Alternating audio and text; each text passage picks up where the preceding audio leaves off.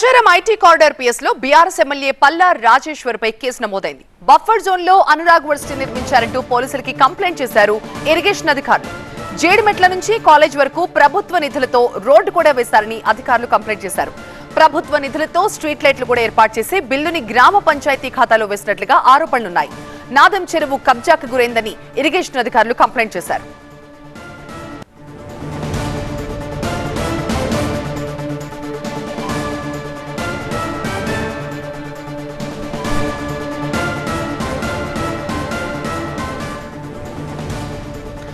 రెండు 2008లో వెంకటపురం గ్రామానికి 200 ఫీట్ల రోడ్డు మంజూరైంది. 2023లో 100 ఫీట్ల రోడ్డుగా కుదిస్తూ మరొక జీవోను కూడా జారీ చేశారు.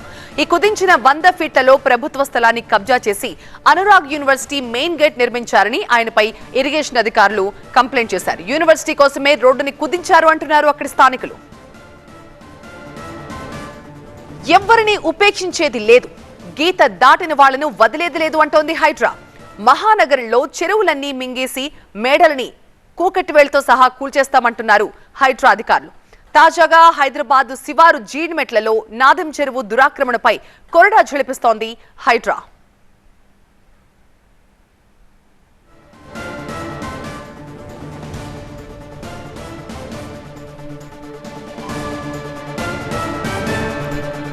IVF ఒక అధునాతన సంతానోత్పత్తి చికిత్స. అనేక దంపతులకు తల్లిదండ్రులు కావాలనే వారి కలను నెరవేర్చుకోవడానికి సహాయపడుతుంది. ఈ రోజే OSS ఫర్టిలిటీని సందర్శించండి.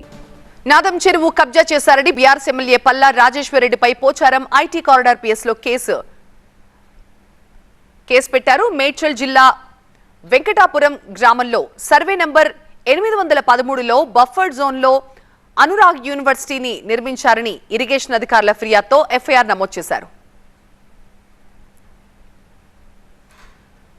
జీడిమెట్ల చౌరస్తా నుంచి అనురాగ్ యూనివర్సిటీ వరకు ప్రభుత్వ నిధులతోనే రోడ్డు ఏర్పాటు చేశారని, HMDAలో 200 ఫీట్ల రోడ్డుని పల్లా రాజేశ్వర్ రెడ్డి తన స్వార్థం కోసం 100 ఫీట్లుగా మార్చేశారని ఫిర్యాదులో పేర్కొన్నారు. ఇరిగేషన్ అధికారులు ఈ మేరకు కంప్లైంట్ చేశారు. ప్రభుత్వ నిధులతో స్ట్రీట్ లైట్లు కూడా ఏర్పాటు చేసి ఆ కరెంటు బిల్లును గ్రామ పంచాయతీ ఖాతాలో వేశారని, అలాగే దళితులకి సంబంధించిన 3 ఎకరాల ఈనాం భూమిని 59 జీవో కింద పల్లా రాజేశ్వర్ రెడ్డి రెగ్యులరైజ్ చేయించుకున్నారని కూడా చెప్పారు. నాదం చెరువుని ఆనుకుని కాలేజ్ భవనాలు, నీలిమా హాస్పిటల్, హాస్టల్స్ ని కూడా నిర్మించారంటున్నారు.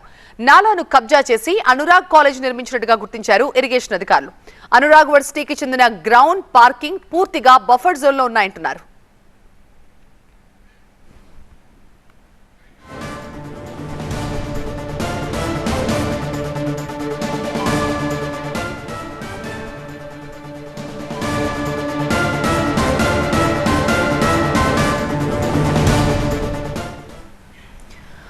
హైదరాబాద్ లో హైడ్రా బాంబులు పేలుతున్నాయి. సామాన్యులు కాదు, సెలబ్రిటీలు కాదు, రాజకీయ నాయకులు కాదు, ఎవరినైనా సరే వదిలే ప్రసక్తే లేదు అంటున్నారు హైడ్రా అధికారులు. ప్రస్తుతం మా ప్రతినిధి శ్రవణ్ లైవ్ లో జాయిన్ అవుతున్నారు మరింత సమాచారం అందించడానికి. శ్రవణ్, తాను స్వార్థం కోసం 200 ఫీట్ల రోడ్ని 100 ఫీట్లకి కుదించేశారు పల్లా రాజేశ్వర్ పై స్థానికులు కంప్లైంట్ చేస్తున్నారు. అండ్ అలాగే అక్కడ స్ట్రీట్ లైట్లు ఏవైతే ఏర్పాటు చేశారో కాలేజ్ కోసం ఆ బిల్లుని గ్రామ పంచాయతీలో వేయడం, ఇవన్నీ కూడా రూల్స్ ఉల్లంఘన కింద కనిపిస్తున్నాయి. మరేంటి ఆ కాలేజ్ పై ఎలాంటి చర్యలు తీసుకునే అవకాశం కనిపిస్తోంది? కూల్చేస్తారా?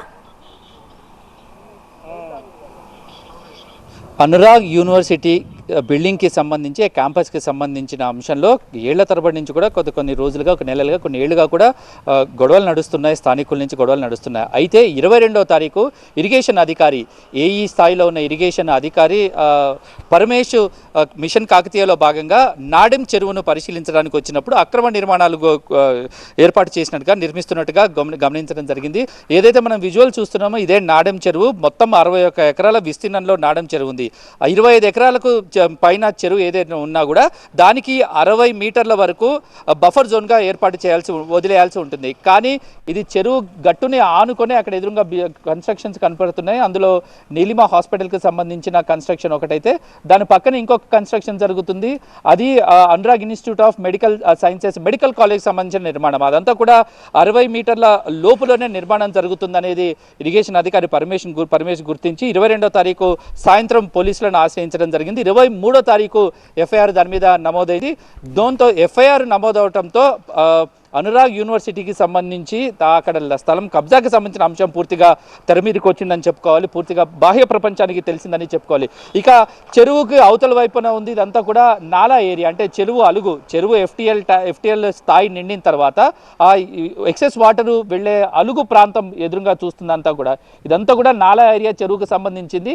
నాలాలో కూడా గాయత్రి ఎడ్యుకేషన్ ఇన్స్టిట్యూట్కి సంబంధించిన కన్స్ట్రక్షన్ జరుగుతుంది. దాంతోపాటుగా కూడా అక్కడ గ్రౌండ్ జరుగుతోంది. ఇక ఏదైతే మెయిన్గా స్ట్రీట్ లైట్ మెయిన్ రోడ్ ఏదైతే చూస్తున్నామో ఇదే మెయిన్ రోడ్డు 2008లో 200 ఫీట్ల రోడ్డుగా వెంకటపురం గ్రామానికి శాంక్షన్ చేశారు. కానీ 2023లో ఇది 100 ఫీట్లకు కుదిస్తూ గవర్నమెంట్ ఒక కొత్త జీవో తీసుకొచ్చింది. ఈ స్ట్రీట్ లైట్స్ ఏవైతే ఉన్నాయో కూడా ఇవి కేవలం కాలేజ్ క్యాంపస్ వరకే స్ట్రీట్ లైట్స్ ఏవైతే ఉన్నాయో అవి ఉన్నాయి. వీటికి సంబంధించిన బిల్లులను కూడా గ్రామ పంచాయతీలోనే కలిపారు అనేది ప్రధానంగా స్థానికుల నుంచి వస్తున్న ఆరోపణ. ఈ చెరువు మీద ఆధారపడి దాదాపు 150 కుటుంబాలు, మత్స్యకార కుటుంబాలు జీవిస్తూ ఉన్నాయి.